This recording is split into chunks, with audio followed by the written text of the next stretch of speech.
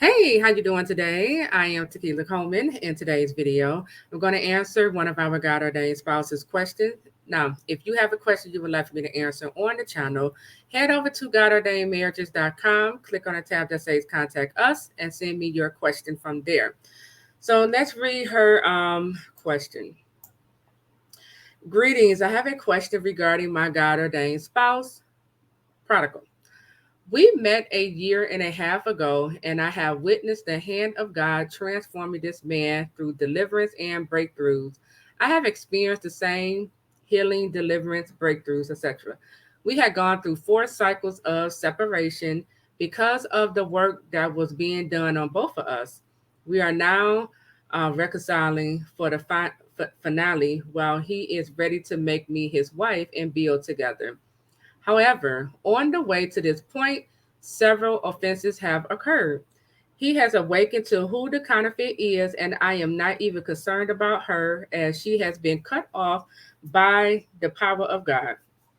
However, it seems my spouse is still healing his relationship with alcohol, which has taken a toll on things in the past. This has caused arguments and quite a bit of darkness to surface. However, as mentioned, this prompt further healing and deliverance for both of us. But it had also caused my spouse to lie, deceive, con, and even steal from me financially. He will receive money for a project we were called to do and pocket some of it, but pretend as if it was all going towards the project. He was paid for projects he just bailed on during separation and has yet to pay it back, although he said he would. The most recent and honestly one of the most hurtful offenses was when he came to see me and we had gotten into an argument. I did say terrible things and have been delivered since, and he left, vanished during my nap that he encouraged I take. Where did I leave off at? He went ghost only to pop back up and ask for financial assistance because the transport he was taking to run had stalled. He then pretended like he was coming back to me to resolve things and ask for assistance to travel back to me, but lied and was actually using it to go home a different country. He crafted an entire act to deceive me, literally had me waiting at the station. And I don't understand how someone who loves me could even fathom that level of deceit. A week later, he called and apologized and said he wants to reconcile and move forward with future plans. I have prayed, warred, fasted, and surrendered my entire life to the will of God. And yes, I forgive him. But how can we possibly regain trust after this? It's so hard to believe him. God continues to tell me to put my faith in him instead of my spouse as he heals his waywardness. I receive it, but need some practical solution. All of this has had me questioning God. You want me to marry a thief and a liar? Please, sister, help with any advice you can, Lynn. You appreciate it. All right, thank you. Thank you, thank you, thank you. So, I have a lot to say about this, but I'm going to just try to narrow it down to just 4 simple points. Okay, they're not really simple, but um, number one, it's not that God wants you to marry a thief and a liar. That's who you keep accepting back into your life. Okay. So God told you put your trust in God, not in your spouse, right? So that's exactly what he means. Put all of your trust in God. Trust in knowing that when God sends him back, okay, this is point number one. When God sends him back, right, you're not going to deal with this stuff. Okay. When God sends him back, he's sending back a provider. He's sending him back on his feet with his own money. He's sending him back being honest. Okay. He's sending him back repaying back his debt. Okay. So you got to begin to understand, the love your heavenly father has for you as his daughter, because he's not going to send no prodigal back to his daughter, the daughter who in the book of Isaiah, he said, you're precious and honor in my sight, right? And when you look up that definition for precious, it means of great value. And it goes on to say to not be treated um carelessly. So he's basically saying, don't mistreat yourself and don't allow other people to mistreat you. So when God, sends your God ordained spouse back, he gonna get his act right. Okay, he's gonna get him, together. This man will come back correct. He's not going to come back with all of this. Okay, so you got to begin to understand that God has my best interest at heart.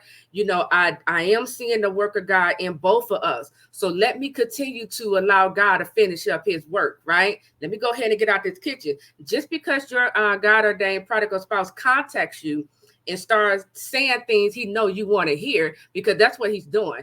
Your God ordained prodigal spouse is playing you. Okay, that's number one.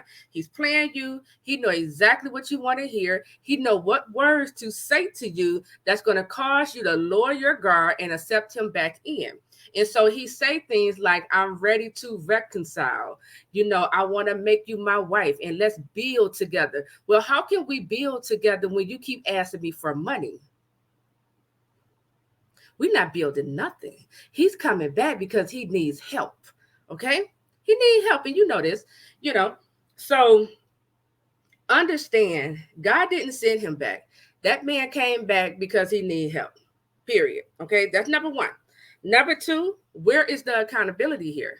See, one of the reasons why we have prodigal man, I'm just focusing in on the man right here.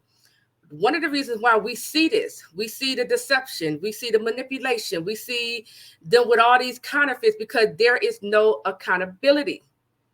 There's no accountability. Where there's no accountability with our man, they stay the same. They have no reason to grow. They have no reason to change their behavior, because without accountability, you're communicating to this man, I'm going to continue to accept this mistreatment. I'm going to continue to compete for your attention. So go ahead and have several counterfeits, okay, popping up. So where is the accountability in here? He needs accountability. When he called you and said all this, I want to make you my wife and build together, your response should have been, do you have the money you stole it from me? You should have just hit him with that, okay? You have to communicate to your God-ordained prodigal spouse in your action, not in your words, but in your action, okay, that I'm going to hold you accountable. I'm looking to get married to a husband, okay, that is responsible. So when he called and said all these things, I'm ready to make you my wife and let's build together. Do you have the money you stole it from me? Hit him with another question, okay? Do you have the receipts for those projects you were paid for, and you promised to pay back? Or he was acting like, I remember you said he was acting like he put the rest on the project. Well, do you got receipts to show, because I need to check it, right? You got to hold him accountable. If he agreed to paying money back and now he's showing up, bring it back up and see what he said about it. If he don't have the money, close that door back, okay? You don't allow him back in. You don't just overlook all of these things and just go ahead back into the flow of things. No, okay? You got to hold him accountable to being a better man, okay? You are expecting for him to be a better man for you, to be the best husband he could be. So he need accountability. God holding him accountable to getting his act together. So now you have to do your part and hold him accountable as well. Okay. So, and that's how I deal with men. I don't be soft with them. They got to grow up. Okay. So number 3, and here's the thing, when you're this for whoever watching this, when your God-ordained prodigal spouse comes back, when they contact you and they saying they're ready to reconcile, they want to talk to you, whatever, they're ready to do right by you. Okay, before you accept them back, they need to prove themselves. Remember in the story of Joseph in Genesis, the book of Genesis, when he was face to face with his brothers, they didn't recognize Joseph, but Joseph recognized his brothers. He didn't immediately reveal himself to them. He put them to the test, right? He began to treat them as spies, so that they could prove themselves to him, right? And so that's what you have to do, And when I say he need to prove himself or or put him to the test. I'm not saying you got to be hard on him, but putting them to the test or allowing your God ordained prodigal spouse to prove themselves to you is, okay, if I'm gonna open the door back up to you, okay, are you coming in with an apology? Are you coming in trying to, talk to me about what happened, what caused the breakdown of this, relationship? I need to watch you for, it could be a couple of months, it could be, a few seasons. I need to watch and see if you've really changed, because a man already know. All I gotta do is just say words to her, to a woman, okay? And we're gonna just eat it up. We're gonna fall for it. We're gonna open the door back up to him. No, he needs to come in with his action and show you, I am serious about making you my wife, and this is how I plan on proving it to you. Okay, I got a job. I have my own money. I don't need your money. I'm here as a provider, ready to take care of my wife. Okay, he shouldn't be asking you for money. That's a red flag. Okay. And this moves me into number 4. What are your standards? Okay. You got to get clear on what your standards are. Let's start with him. Okay. What are your standards for this man? Because you ghost me while I'm napping, the next time you call me, you won't get an answer. I'm not picking up this phone. You better stay gone. Standards communicate, this is how you can treat me and how you can't treat me. Standards communicate to people, these are my non-negotiables, okay? These are my deal breakers, right? Standards teaches people how to treat you. But if you're not clear on what my standards are with this particular person, I can't enforce standards. I'm going to accept anything from this particular man because my mind is focused on marriage. My mind is focused on, let's reconcile this relationship. No matter how he's showing up. No, ma'am. No, ma'am. God has standards in his kingdom. You can't be in God's kingdom just acting any kind of way. You can't be in there deceiving, lying, stealing. He's going to kick you out. The Bible is the rule book. His commandments. So if God has standards, we got to have standards as well. Okay? So what are your standards? Okay? What are your non-negotiables? Stealing from you should be a non-negotiable. That's the first time he stole from you. You should have checked that right on the spot, and he should have learned that day. Okay, I can't steal from her. He should have. I probably would have left him. I'm just being honest. I probably would have left him. Okay. Asking you for money. He should know if I ask her, okay, because he might ask other women, but when I ask her for money, it's unattractive to her. It turns her off. It's a red flag to her. She no longer like me. He should know these things, okay? When a man asks a woman for money, don't go in your pocket and give it to him. No. If he's not your husband, if he's your husband, go ahead, do the 50-50 or whatever, however y'all set that up. But if he's just a little boyfriend or a friend, don't go in your pocket. It's too many guys out here playing on women, acting like they like them just to take their money. Okay, we got to cut this out. Okay, and then I'm gonna just end with this. I said 4, but I'm gonna add on one more because you said, let me see if I can find it. You said, I don't understand how someone who loves me could even fathom that level of deceit. Well, do you know what love is? Because all of what this man has been giving you is in love. So maybe, this is one more thing that God want to teach you during this divine separation, okay? God still has y'all in divine separation. Even though he came back, God didn't send him back, okay? So now it's time for you to learn what true love is and what is not. True love, it doesn't steal from you. It doesn't lie to you. It doesn't ghost you. That's not true love, okay? That's hate, okay? And I'm not saying he hates you, but he just exhibiting the fruit of hate. The opposite of love is hate. So you have to learn what true love is so that you know what to open the door to and what to close the door to, right? When you learn this is what true love is, I automatically know whatever my spouse is giving me, I can discern whether this is true love or not.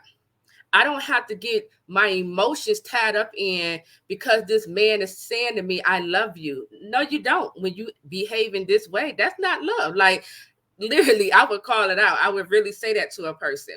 So maybe this is something that God wants to show you and teach you, okay?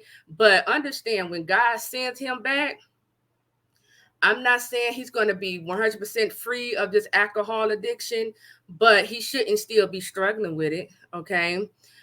He should have a plan in place that's helping him to recover from it. You know, when God sends him back, all of that deceit, he's going to learn from it, because God had to take him through a season where he had to humble him, where he had to teach him, okay, this is what happens when you operate in deceitful ways. This is what happened when you mistreat my daughter, right? So he got to humble him. He got to take him through a pruning season. He got to take him, you know, like strip him of certain things so that he know, I got to change my ways. If I want to have her as my wife, I have to change my ways. But also, you have to do your part. When we are partnering with God, it's more than prayer. You also have to hold him accountable to being a better husband for you. Don't just accept him any kind of way. He needs to, you should have a standard for him to meet. And if he can't meet that right now, I'm not saying beat him upside his head or make him feel bad, but keep on encouraging him. You got it in you. Speak to the king of him. You got it in you. I know it's in there. I know you can do it. Go ahead, you know, whatever. Okay. But you should have a standard that it's required for him to meet. He will meet it if you require it from it. That's the thing. If you don't have no requirements, he gonna give you his requirements. Well, if you want me to be your husband, then it comes with me stealing from you. It comes from me, it comes with me popping up whenever I feel like it, ghosting you, behaving this way. So now you have to set the standard. You have to, hold him accountable, but being a better person to you. See, and all of this communicates your value, because when I know my value, when I'm feeling good about myself, I'm not accepting that. I'm not accepting what you offering me, because I know I don't deserve this. I know I deserve much better, right? And because I know my value, that means I can see value in you, which means I'm going to hold you accountable to being this better man that I see in you. You see how this works? So, okay, so do these 5 steps that I just outlined for you. Hold him accountable. What are your standards? Get clear on your standards. Okay. Understand that God didn't send him back. He came back because he need help. Okay. He need to get on his feet. That's one standard right there. You need to get on. Don't say it this way, but he need to get on his feet. Okay. Before he even think about entering into a marriage, he need to have his own money before he even think about taking on a whole family or a wife. He need his own money. Okay. So, watch this video again. Just get clear on these things that I pointed out to you, okay? So that is it. I am Tequila Coleman. I'll talk to you all real soon. Take care.